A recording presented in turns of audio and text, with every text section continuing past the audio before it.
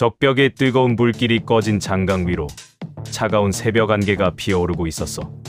조조의 80만 대군은 잿더미가 되어 북쪽으로 쫓겨갔지만 살아남은 영웅들에게는 더 치열한 총성 없는 전쟁이 기다리고 있었지. 이제는 누가 더 많은 땅을 차지하느냐, 누가 더 정교한 명분을 내세우느냐의 싸움이야. 특히 기반 하나 없이 떠돌던 유비에게 이번 기회는 천하 삼분지계를 완성할 수 있는 마지막 승부수였지. 삼국지 대하 서사시 제8부 제주는 남이 넘고 땅주인은 따로 있는 절묘한 지략의 세계로 지금 바로 안내할게. 제47장 제주는 주유가 넘고 땅은 유비가 얻다. 적벽대전의 실질적인 주인공은 누가 뭐래도 강동의 주유였어. 그는 여세를 몰아 조조가 남겨두고 간 형주의 핵심 거점 남군과 강릉성을 함락시키려 했지. 하지만 그곳을 지키는 조조의 사촌 형제 조이는 만만한 상대가 아니었어. 조이는 자는 자효로 조조가 나의 번쾌라고 부를 만큼 용맹하면서도 수성에 있어서는 천하제일이라 불리는 명장이었지. 주유의 말, 조조가 도망갔으니 이제 형주는 우리 강동의 차지다. 전군은 진격하여 남군을 점령하라. 내 직접 선봉에 서서 적의 숨통을 끊어놓으리라. 주유는 조인과 피 터지는 사투를 벌였어. 조인은 성문을 굳게 닫고 버텼고 주유는 조급한 마음에 직접 성벽 근처까지 다가갔다가 적의 독화살에 어깨를 맞고 쓰러지는 큰 부상을 입었지. 주유가 쓰러졌다는 소식에 강동군은 큰 혼란에 빠졌어. 하지만 주유는 정신력으로 1년 가까이 독화살의 고통을 참으며 남군성을 공략했어. 그는 마지막 승부수로 자신의 죽음을 위장하는 연극까지 벌였지. 주유가 죽었다는 소문에 낚인 조이는 성문을 열고 주유의 본진을 기습하러 나왔어. 하지만 그것은 함정이었지. 주유의 복병이 사방에서 쏟아졌고 조이는 비명을 지르며 북쪽으로 도망쳤어. 주유는 피투성이가 된 어깨를 움켜쥐며 숨을 헐떡였어. 주유의 말, 하하, 드디어 조인을 성 밖으로 끌어냈다. 이제 빈성이나 다름없는 남군은 우리 강동이 것이다. 전군, 성으로 진격하여 승리의 깃발을 꽂아라. 주유가 승리의 기쁨에 취해 성문 앞까지 달려갔을 때였어. 분명히 비어있어야 할 성벽 위에서 갑자기 횃불이 수천 개나 켜지더니 정적을 깨는 날카로운 화살 한 발이 주유의 발치에 꽂혔지. 그곳엔 조조군의 깃발이 아닌 유비의 장수 조자룡이 서 있었어. 주유의 말, 자룡, 내가 왜 거기 있느냐? 왜 내 놈이 성 안에 서 있단 말이냐? 조자룡의 말, 도독, 고생 많으셨습니다. 조인 장군이 도독을 잡으러 나간 사이 우리 군사님의 계책으로 이 성의 주인이 바뀌었소이다. 도독께서는 헛심 쓰지 마시고 물러가시지요. 사실 제갈량의 지략은 소름 돋을 정도로 치밀했어. 주유가 조인과 싸우는 동안 제갈량은 미리 매복시켜둔 군사를 보내 패주하던 조조군의 연락병을 생포했어. 그리고 그가 가졌던 병부를 가로챘지. 이 병부는 당시 군대를 움직이고 성문을 여는 허가증이자 통행증이었어. 그리고 제갈량은 조조군의 갑옷을 입힌 정예병들을 성문 앞으로 보냈어. 성벽 위를 지키던 조조의 잔당들은 어둠 속에서 피투성이가 된 아군이 돌아오자 의심 없이 물었지. 조조군 성수비병의 말, 누구냐? 조인 장군께선 어찌 되셨느냐? 유비 측 위장병의 말, 주유의 함정에 빠졌다. 적들이 쫓아오고 있으니 어서 문을 열어라. 여기 장군님의 병부가 보이지 않느냐?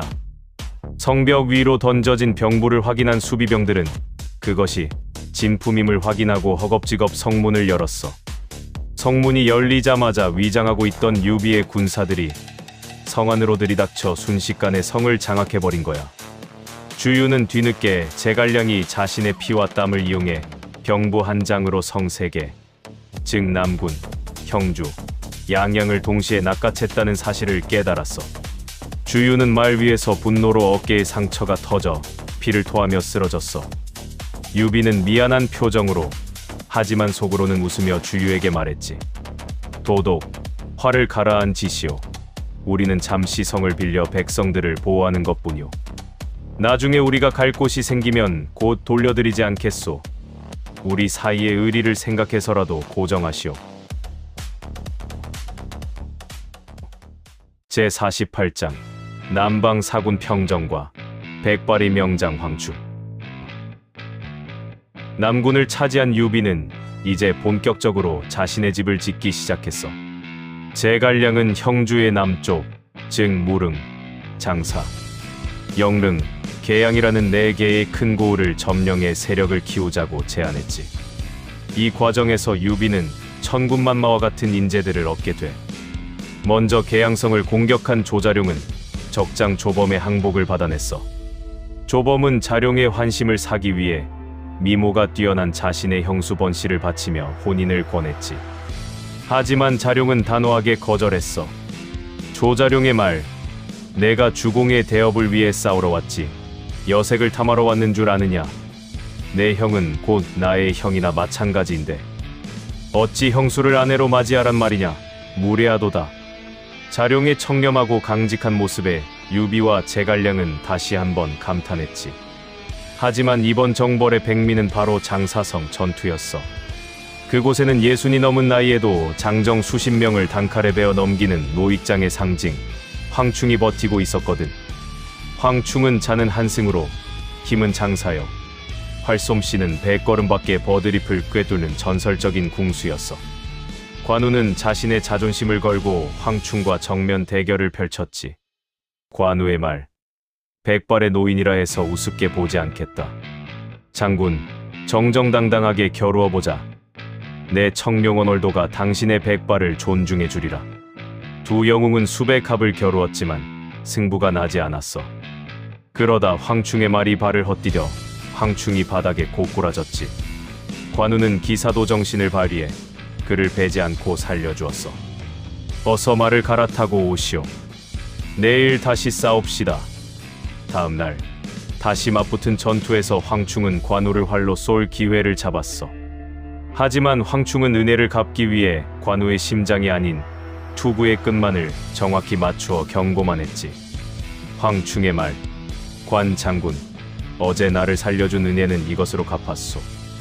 우리는 서로 적이지만 당신 같은 의인은 차마 죽일 수가 없구려. 내 활 실력이 부족해서 빗나간 것이 아니니 오해 마시오. 결국 장사성의 태수가 황충을 의심해 죽이려 하자 성안의 젊은 장수 위연이 반란을 일으켜 성문을 열었어. 위연은 자는 문장으로 용맹하지만 성격이 거칠어 훗날 제갈량과 갈등을 빚게 되는 인물이지. 유비는 맨발로 달려나와 황충의 손을 맞잡았어. 유비의 말, 장군 같은 보물을 얻었으니 이제 천하가 내 손 안에 있는 것 같소. 나이가 무슨 상관이오. 장군의 기계는 숲속의 늙은 호랑이보다 더 용맹하오. 제49장 호랑이 굴로 들어간 유비와 3개의 비단 주머니. 주유는 성을 뺏기고 유비의 세력이 커지는 것을 보며 잠도 제대로 자지 못했어. 그는 유비를 제거하기 위해 미인계라는 아주 달콤한 덫을 놓았지. 손권의 여동생이자 무예가 뛰어난 손부인 손상향과 유비를 혼인시킨다는 핑계로 유비를 강동으로 유인한 거야. 손권의 말, 유비를 우리 땅으로 불러들여 가두면 제갈량도 어쩌지 못할 것이다. 인질로 잡고 형주 땅을 내놓으라고 협박하면 그만이지. 이번엔 절대로 놓치지 않겠다. 유비는 걱정이 태산 같았어. 강동으로 가는 것은 호랑이 아가리에 제 발로 들어가는 꼴이 아니오? 하지만 제갈량은 미소를 지으며 조자룡을 호위로 붙여주었지. 그리고 자룡에게 3개의 작은 비단 주머니를 건넸어. 제갈량의 말, 자룡 장군, 유태가 위급할 때마다 이 주머니를 하나씩 열어보시오. 그 안에 주공을 살리고 강동을 뒤흔들 계책이 들어있을 것이오. 부디 주공의 신변을 잘 보살피시오. 장강의 물결을 넘어 강동의 땅에 첫 발을 내디뎠을 때 유비의 심장은 터질 듯이 뛰고 있었어. 사방에는 손권의 정예병들이 가득했고 주유의 서슬퍼런 칼날이 보이지 않는 곳에서 유비를 겨누고 있었지. 이때 조자룡은 제갈량이 준 첫 번째 비단 주머니를 꺼내 들었어. 그 안에는 적의 비밀을 천하의 소문으로 만들어라라는 지략이 들어 있었지. 조자룡은 강동에 내리자마자 군사들에게 금은 보화를 풀어 붉은 등불과 잔치 음식을 사들이게 했어. 그리고는 동네방네 떠들고 다녔지. 우리 유황수께서 손권 장군의 여동생과 혼인하러 오셨다. 강동과 형주가 이제 한 가족이 된다. 이 소문은 꼬리에 꼬리를 물고 손권의 어머니 오국태의 귀에까지 들어갔어. 오국태는 손견의 아내로서 강동의 정신적 지주이자 엄격한 어머니였지. 그녀는 노발대발하며 손권을 불러 꾸짖었어. 오국태의 말, 내 딸을 시집 보내는데 어미인 내가 소문으로 들어야 하겠느냐. 유비가 정말 천하의 영웅인지 내 눈으로 직접 확인하겠다. 감로사로 유비를 불러오너라. 당황한 손권은 감로사에 자객들을 매복시켰어. 유비가 조금이라도 빈틈을 보이면 바로 베어버릴 생각이었지. 하지만 유비는 당당했어. 그는 화려한 예복을 입고 오국태 앞에 섰지. 오국태는 유비의 넓은 이마와 긴 귀, 그리고 기품 있는 눈빛을 보고는 단번에 마음을 뺏기고 말았어. 오국태의 말, 과연 천하가 우러르는 유황수기로구나. 저토록 인자하고 당당한 풍모를 가진 사내가 내 사위가 된다니. 내 딸이 복이 많도다. 손권아, 저 매복한 자객들을 당장 치우지 못할까? 내 사위의 털끝 하나라도 건드리면 내 손에 죽을 줄 알아라. 주유의 살벌한 암살 계획이 오국태의 사위 사랑 한 방에 무너지는 순간이었지. 하지만 주유는 포기하지 않았어. 그는 더 무서운 독을 준비했어. 바로 안락함이라는 독이었지. 주유는 유비를 위해 장강이 내려다 보이는 화려한 궁궐을 짓고 매일같이 산의 진미와 강동의 아름다운 무수리들을 보내 유비의 혼을 쏙 빼놓았어. 주유의 말, 유비는 평생 집신이나 삼으며 전쟁터를 떠돌던 자다. 이런 비단 옷과 달콤한 술, 그리고 아름다운 음악에 젖어 살다 보면 형주에 있는 제갈량이나 관우 따위는 금방 잊어버릴 것이다. 호랑이를 우리에 가두고 살찌우는 것이 내 전략이다. 실제로 유비는 서서히 변해갔어. 매일 아침 거울을 보며 수염을 다듬고 비단 옷자락을 만지며 강동의 풍류에 취해갔지. 형주로 돌아가야 한다는 생각은 안개처럼 흐릿해졌어. 이를 지켜보던 조자룡은 가슴이 타들어갔지. 결국 새해 첫날 아침, 자룡은 제갈량이 준 두 번째 비단 주머니를 열었어. 그 안에는 거짓 위기로 진정한 위기를 깨워라라는 글귀가 적혀 있었지. 조자룡은 신발도 신지 않은 채 유비의 침소로 뛰어들어갔어. 그리고는 짐짓 다급한 표정으로 소리쳤지. 조자룡의 말, 주공, 큰일 났습니다. 지금 조조가 적격의 패배를 갚겠다며 50만 대군을 이끌고 형주를 침공했답니다. 성은 이미 포위되었고 관우와 장비 장군이 피를 흘리며 주공만 찾고 있습니다. 여기서 이러고 계실 때가 아닙니다. 유비는 마치 찬물을 뒤집어 쓴 듯 정신이 번쩍 들었어. 손에 들고 있던 금잔이 바닥에 떨어졌지. 유비의 말, 아, 내 잠시 안락함에 눈이 멀어 아우들과 백성들을 잊고 있었구나. 자룡아, 내가 죽을 죄를 지었다. 하지만 지금 이곳을 어찌 빠져나간단 말이냐? 손권의 감시가 바늘구멍 하나 보이지 않는데. 유비는 고민 끝에 곁에 있던 손부인에게 눈물로 호소하기로 했어. 그는 손부인 앞에 무릎을 꿇고 통곡하며 말했지. 유비의 말, 부인, 사실 나는 형주의 백성들을 책임져야 할 몸이오. 조조의 대군이 형주를 짓밟고 있다는데 내 어찌 여기서 혼자 편히 살겠소. 차라리 나를 죽여 내 마음의 짐을 덜어주시오. 부인과 헤어지는 것은 죽기보다 괴로우나 대업을 저버릴 수는 없구려. 손부인은 강동의 여장보답게 유비의 눈물을 닦아주며 결연하게 대답했어. 남자가 큰 뜻을 품고 세상을 구하려 하는데 어찌 아낙네가 발목을 잡겠습니까? 여자는 한번 시집을 오면 남편의 성을 따르는 법. 당신이 가는 곳이 지옥이라도 제가 함께 가겠습니다. 오라버니의 추격은 제가 막을 테니 어서 길을 채비하십시오. 유비는 손부인의 용기에 감동하며 그녀의 손을 잡았어. 두 사람은 그날 밤 제갈량이 미리 준비해둔 탈출 경로를 향해 어둠을 뚫고 달리기 시작했지. 주유의 추격대가 강가까지 들이닥쳤을 때 마지막 세 번째 주머니가 열렸지. 거기엔 손부인의 위험을 이용하라는 내용이 적혀 있었어. 손부인의 말. 무례하도다. 나는 이제 유현덕의 아내다. 내 길을 막는 자는 오라버니인 손권의 명을 어기는 것이며 내 칼에 먼저 죽을 것이다. 당장 비켜라. 손부인은 실제로 방 안에 무기를 진열해둘 만큼 여장부였기에 강동의 장수들도 함부로 대하지 못했어. 유비 일행은 무사히 제갈량이 보낸 배를 탔지. 강가에서 이를 지켜보던 주유에게 유비의 군사들이 일제히 소리쳤어. 주유의 계책은 천하를 웃겼고 진부까지 잃고 군사만 망쳤구나. 닭 쫓던 게 지붕 쳐다보는 꼴이로다. 하하. 주유는 분노를 참지 못하고 다시 피를 토하며 쓰러졌어.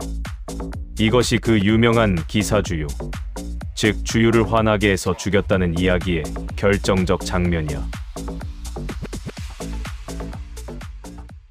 제50장 봉추 방통의 합류와 현령의 지략. 제갈량을 얻은 유비에게 또 한 명의 천재가 찾아왔어. 바로 봉추 방통이야. 방통은 자는 사원으로 외모가 매우 투박하고 못생겼다는 기록이 있어.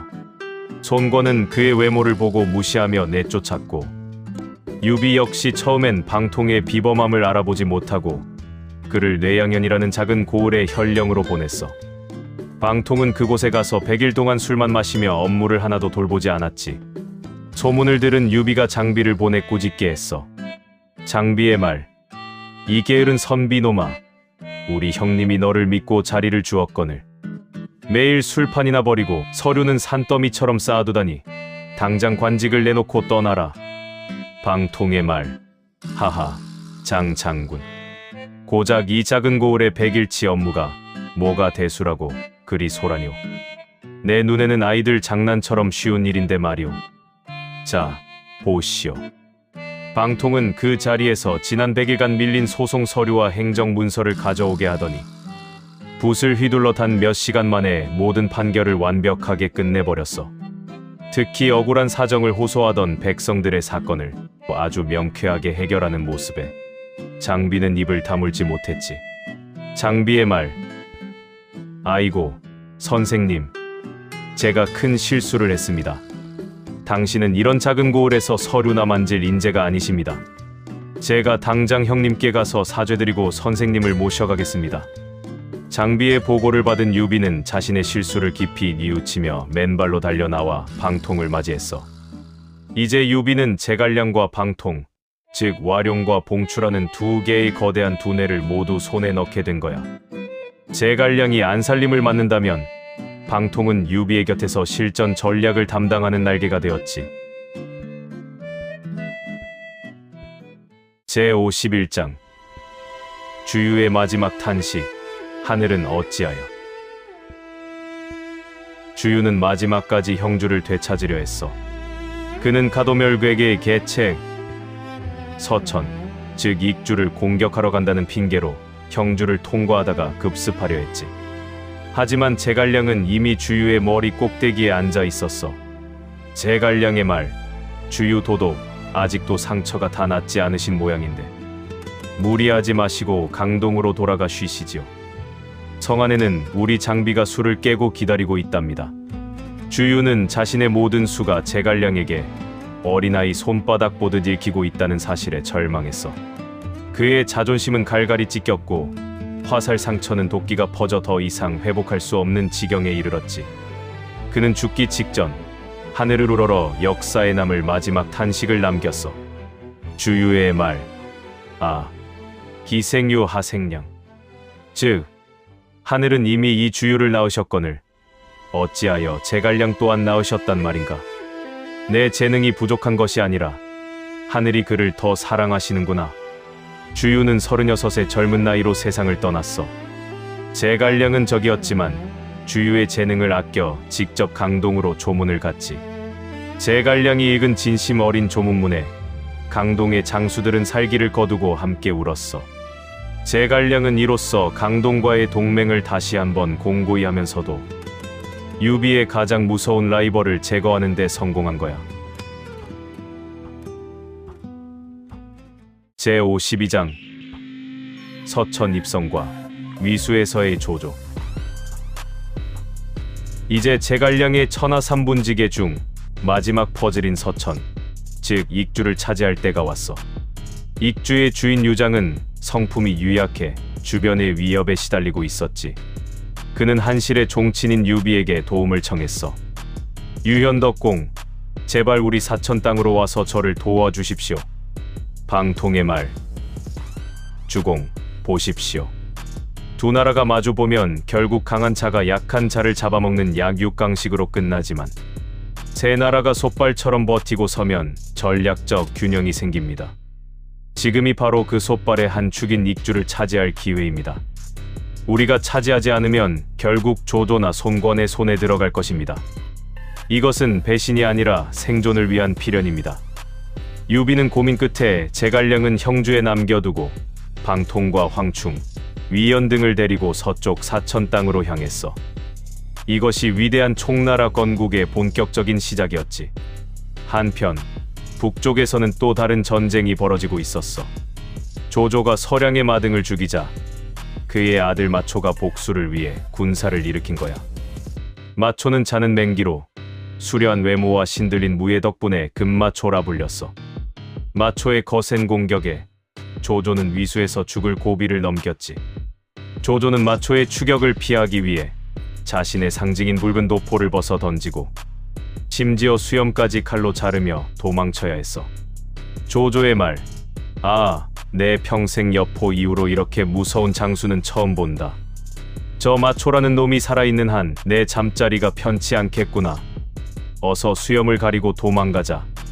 천하는 이제 북쪽의 조조, 남쪽의 손권, 그리고 서쪽으로 세력을 넓히는 유비로 나뉘어 본격적인 삼국지의 시대로 접어들고 있었어. 영웅들의 야망은 더 뜨겁게 타올랐고 운명의 수레바퀴는 이제 거대한 총나라의 탄생을 향해 구르기 시작했지. 삼국지 대하서사시 제8부 여기서 마칩니다. 다음 제9부 방통의 낙봉파 비극과 서천 평정편에서 유비의 서천 정복기가 절정으로 치닫습니다. 제갈량의 동료이자 천재 지략가 방통의 운명은 어찌 될까요? 그리고 마침내 세워지는 촉한의 기틀, 그 화려한 역사의 현장이 이어집니다. 좋아요, 구독 부탁드립니다.